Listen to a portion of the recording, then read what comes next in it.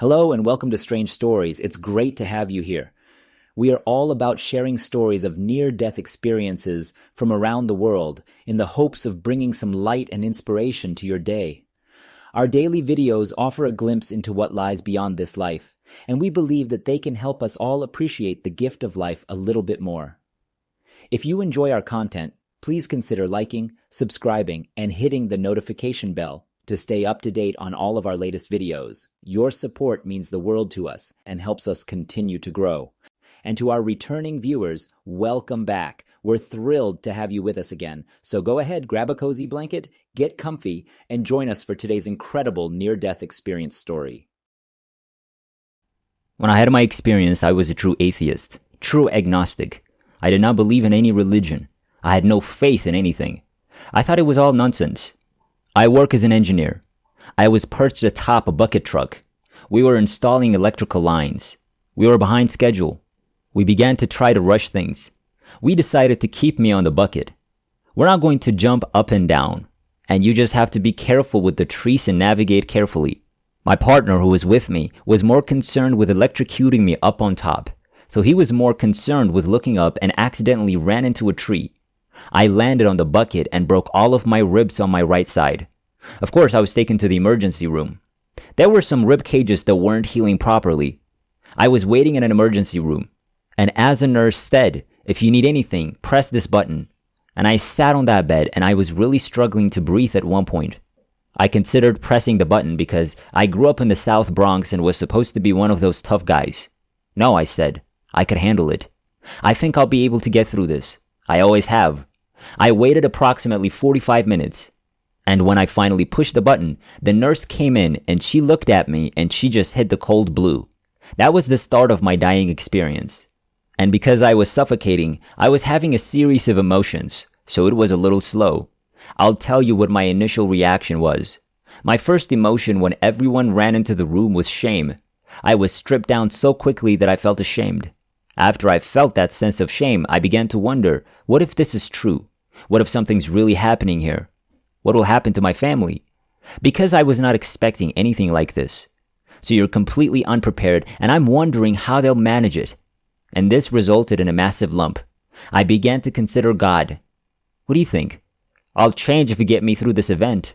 I'll alter my behavior. I'll be a better person as a result. You won't be sorry if you do it. Nothing happens when I wait. And then I felt a surge of rage. I had a feeling he wasn't real. And then I felt this overwhelming fear. And because I assumed there would be nowhere for me to go when I died, I had no faith in anything. That I would be turned off like a light bulb and turn into nothingness. So I became very afraid and I desperately wanted to ask someone to hold my hand. And then I realized that I couldn't ask for help because my father would be embarrassed because I'm supposed to be tough. I'm going to have to tough it out. So I stiffened and braced myself for death.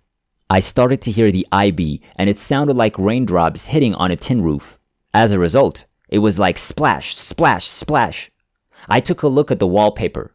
This is something I'll never forget because my eyes were so acute that I could see the grain in the wallpaper. And I'm experiencing a sense of wonder at the same time that I'm dying and terrified. Perhaps terrified is a better word. Then I noticed the shadow by the door, just standing there.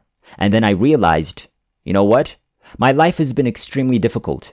Maybe it's okay to let go a little. Then again, who doesn't? I'm not quitting. I'm not going away.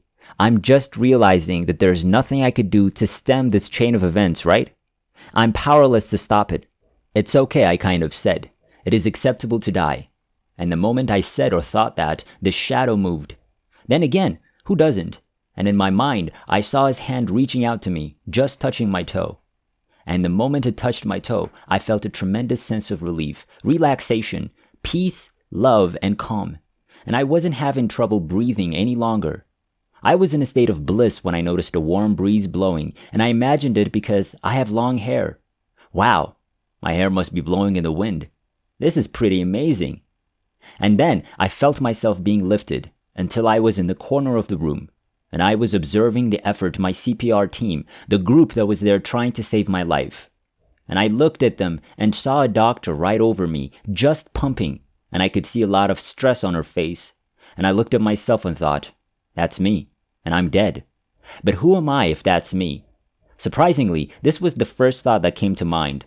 And then I just heard this voice right next to me say, think of your body as a car, and the car had around 5 million miles on it, and there was nothing we could do to fix it.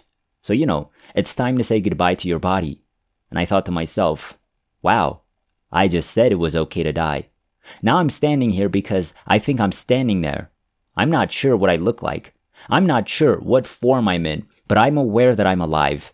And then I looked at myself and something strange happened. For the first time in my life, I loved and appreciated myself and my past. And I was so grateful to that body, that vessel, for allowing me to live the life that I did.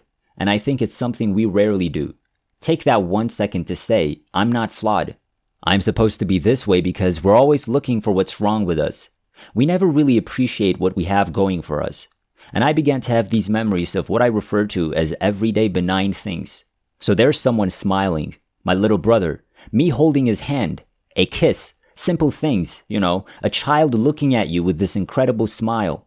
Your children are looking at you with this incredible love in their eyes because that is something that happens every day. Just taking a breath of air. How insane and amazing is that? Then again, who doesn't? The voice then said to me, okay, now it's time for us to move on. And we began walking.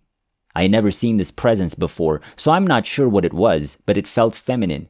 And then I saw this huge hole in the ground, like a big black hole, and we were walking right into it, and I felt like I was falling. And it was a painful experience because I felt like something was being taken from me.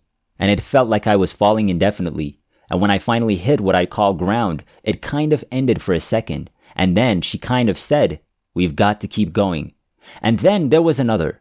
And I fell into that hole and I kept falling and I could feel this thing ripping things off of me. The first thing I saw when I got to the bottom was this mass of color. And the color was so vibrant and alive that I was immediately taken aback. When I died, I expected to encounter nothing and to become nothing.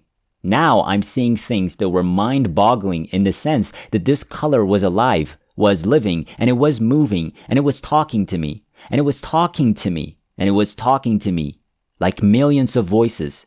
So it sounded like chatter. But there was some kind of comprehension going on at a level that even I couldn't quite grasp. When they just opened up, and I saw this incredible forest. Now I grew up in New York City, so that was quite striking to me because I saw these mountains and could see the shadows that the clouds cast on them, and they were so dark that I could see the shadows of the mountains. They were so dark and contrasty, and I could see wild herds of animals running around, and I found myself hovering. I saw this incredible vista, looked up and saw the mountain, and realized I was flying. So I told myself, oh my gosh, I'm flying. And I just heard this voice tell me, that's normal here. Then I remembered my children, and this was the only aspect of transitioning that was painful for me. So I wondered what would happen to my children, and that voice told me not to worry because I could see them from here. And when I heard that, it was the most incredible thing I'd ever heard. And I thought, wow, this is incredible. So it took away all my fears, and then I just started flying, moving over this landscape, looking down and feeling that amazing sense of peace, calm, and tranquility that comes with it, as well as this deep sense of love. There's no way to put it into words. You've probably heard that 100 times, but there isn't. But I continued on my journey, and as I passed over the mountaintops, I noticed snow, and I was astounded. More than anything, I was bored. Then I looked out into the distance and saw the sun, but I saw the sun as if through a telescope, and I could see flares coming from it. And I felt like the wind was giving birth there, and it was this warm air that was just coming to me. That's how I was able to fly. This warm air was what was giving me this lift.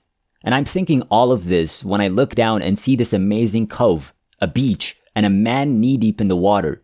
And he's got 6 kids tied to his right hand in a string, right on a line, and one of them is that small. And I thought, wow, that's pretty incredible. Let me go down there and investigate. So I moved down until I was about 10 or 15 feet away, and he turned around. That person was my father. It was amazing to see him, but what was even more amazing was that my father and I had a very difficult relationship. We used to have a lot of disagreements, and he used to drink and be quite abusive. And despite being the 7th of 8 children, I became my mother's protector. So we had a lot of squabbles, and I never remember saying to my father or him to me that I loved him. And his rules were extremely strict, so we couldn't hug because that's not what men do. He had this image of men as empty, as if they lacked a soul, feelings, and what a chance to say to my father what I could never say to him in real life. So we had this emotional exchange, and it was very emotional for me. But I realized he cared about me, and I believe he realized I adored him. In a strange way, it brought us back together. Not only did we meet there, but we also became spiritually connected. Anyway, after all of this incredible time, he looks at me and says, "Look, you have to go back." And I looked at him and said, "No, I don't think so. I really enjoy it here." "No, you have to go back," he says. "It isn't your time." And I'm looking at him like, "No, I'm staying." And then I felt this toughness, and I felt this tugging, like it was coming from my chest, but it was coming from my back, and I began to be pulled. And I returned to my body. When I opened my eyes, the doctor performing CPR seemed surprised and lifted her head slightly back. And then I went back to my father, and here I am again. And he looks at me and says, "No, you don't get it. You have to return." And he said, "Hey, this is what we're going to do." As a result, we began to plan a deal in heaven. And he said to me, "Look, when it's your time, I promise I'll come and get you." And I looked at him and thought, wow, what an incredible deal. How could I refuse? As a result, I accepted it, and I returned. You get this interconnectedness when you have your dying experience. You have the impression that you're linked to everything. So that sense of oneness is extremely powerful. You feel that sense of separation when you return to your physical body. So there's something about being in our bodies that makes us feel separate from the rest of the world. It's extremely soothing, eye-opening, and calming. It's a comforting feeling to know that everything is, in some ways, as it should be, isn't it? Everything is working towards a common goal, and that goal is happiness. And while that goal is far beyond our comprehension, it is still being pursued.